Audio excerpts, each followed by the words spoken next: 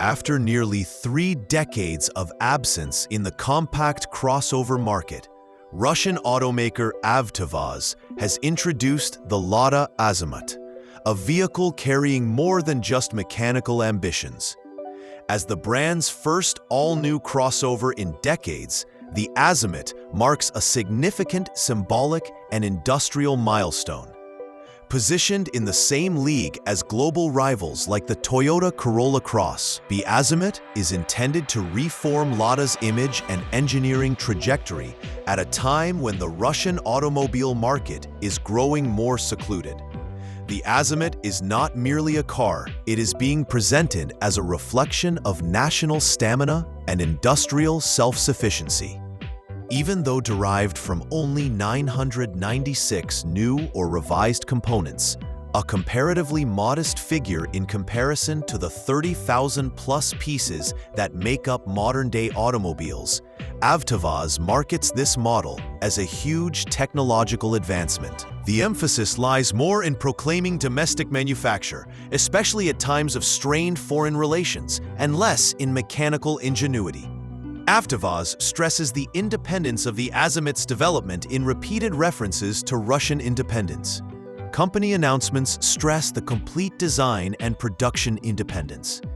It is particularly under President Vladimir Putin's patronage and leadership that this is highlighted. His leadership is portrayed as having a central role in reviving the country's car industry at a time of international sanctions and limited access to foreign technology. Stylistically, the Azimut has cues akin to those found on models from Renault's low-cost brand Dacia sub-brand, a likeness that is no coincidence. Pre-geopolitical tensions, LADA had a cooperative relationship with Renault and Dacia, with the firms sharing technology and platforms. The Azimut's underpinnings can be traced to the Vesta, a sedan introduced in 2015 that was itself based on a Renault-derived platform. The stylistic references to Dacia crossovers are evidence of this descent, even as LADA seeks to distance itself from foreign influence. Visually, the Azimut still presents a contemporary appearance, with sharp lines, blocky proportions, and a bold front end. Its styling fits in well with the wider European crossover landscape, and it slots in comfortably next to more internationally recognized badges. The interior, shown in official photos rather than in the metal images, appears up-to-date and well-appointed.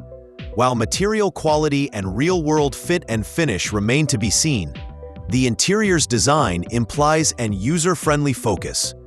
An innovation in the Azimut is the infotainment system, which was developed by Sber, Russia's biggest state-owned bank, and not a traditional automotive technology vendor.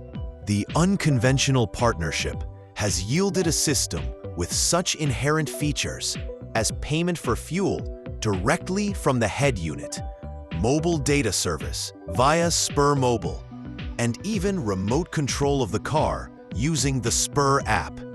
Unconventional as the partnership is, it yields an integration level that is rare even among more traditional car makers. Powertrains for the Azimut will be offered in 2 naturally aspirated varieties initially. A 1.6-liter unit producing 120 horsepower, and a 1.8-liter version producing 132 horsepower. Although technical specifications, such as the number of cylinders or fuel type, have not been announced, these outputs align with LADA's existing portfolio of gasoline-powered inline-4 engines. A 6-speed manual gearbox will be standard equipment, with a continuously variable transmission offered as an option. A 150-horsepower turbocharged alternative, mated to a torque converter automatic transmission, will join the lineup in the near future, rounding out the powertrain offerings. LADA's Azimut value proposition is centered on affordability and practicality. The manufacturer claims it will boast the best price-to-quality ratio in its class within the Russian market. Plausibly so, given the current limits on foreign car imports. and competition being largely confined to Chinese budget brands and other AvtoVAZ offerings. The company remains the market leader locally, capturing roughly a third of new car sales annually in Russia. However, beyond its domestic ambitions, the Azimut bears witness to the limitations and improvisations of a car maker under economic sanctions and technological isolation.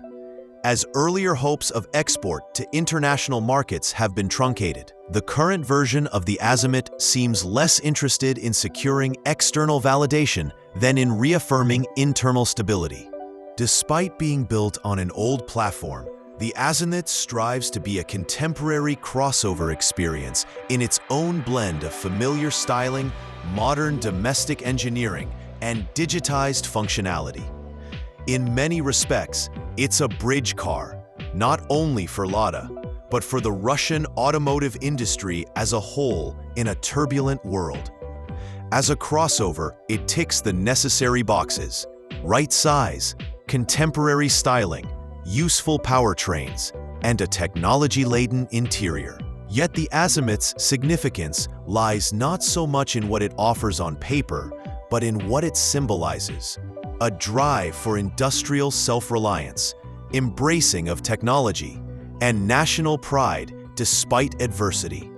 The name Azimut itself is reminiscent of direction, of finding a path through uncertainty.